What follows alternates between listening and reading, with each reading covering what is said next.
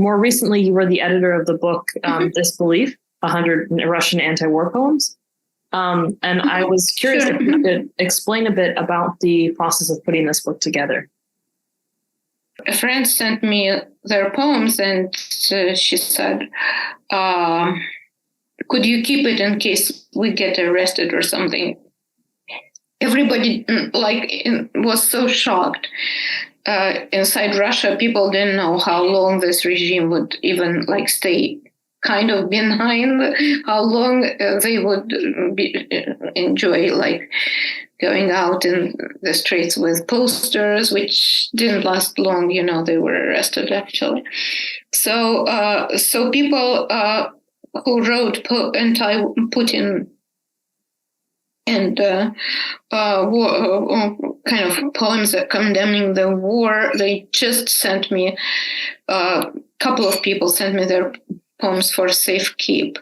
And then by word of mouth, I guess lots of people in Russia, my friends I was lucky to be part of a very big underground group in the 80s and 90s. So I have very many friends who are poets and writers in Moscow. So they kind of spread word about it. And then people in diaspora started to send their poems, and in Kazakhstan, Uzbekistan, Ukraine. So it's basically Russophone, but even some English-speaking people sent me their English language poems about the war. So I decided I would accommodate everyone, and I had some kind of repository, resource, archive, you can call it anything. And so I entitled it Kopilka, and it would have turned into a lifeless kind of dead archive if not for a few friends who joined me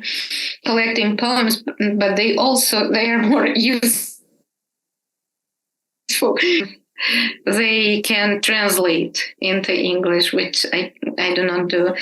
So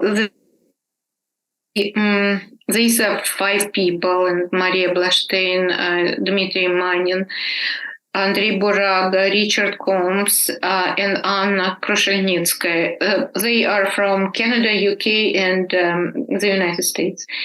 And they when 2 months of war were over, I looked up this resource. I called it Kopilka, which is piggy bank or coin bank in Russian. I looked at Kopilka file and was like thousands of pages, and I just thought, what have I done, and how can I keep it? But on top of that, there were hundreds of translations already. So as much as obsessively collecting and safe kind of guarding the poetry was psychotherapy for me, it was probably psychotherapy for the translators. But I was so lucky because these are like the best translators on the market, maybe some of the best. And then 2 more excellent translators from the United States have joined us recently. So when I saw this avalanche of texts, there were 2 things that I realized. First, that it was only this collective response that was adequate and could really reflect this current war with all its atrocities and taking place in the middle of Europe and caused by an insane kind of stupid little rat. So I just realized that the chorus of voices was what we need now. And the second thing that I realized was that actually I would like in the English-speaking audience and just people all over the world to know about Russophone people who do not support this war, about the Russophone people and the Russophone poets who were among them very wonderful poets, about the way they devoted all their effort now to fighting this war with the only means they have, with their poetry. And so I realized that I urgently need to send letters to the publishers. I did that, and we chose several publishers offered us to publish an anthology, a selection from Kopilka. And this selection from Kopilka was so powerful. When I looked at just like the preliminary book, I cried. And then I cried each time I was proofreading it.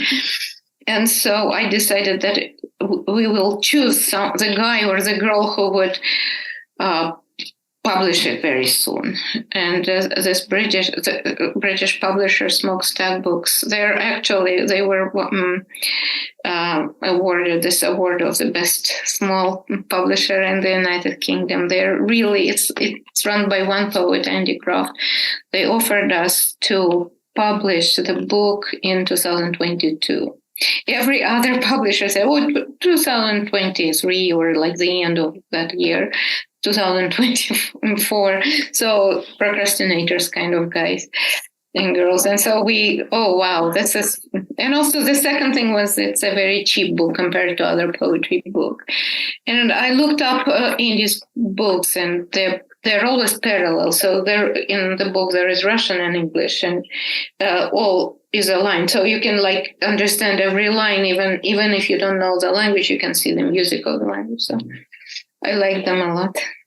Yeah. No, I got my hands on a copy from the library, and the cover art is also just fantastic, phenomenal. So. Yeah, that's Maria Kazanskaya. She is a Californian artist, and I think even just seeing the cover in a bookstore would remind people about this atrocious war that it's going on, and that they need to be aware of it.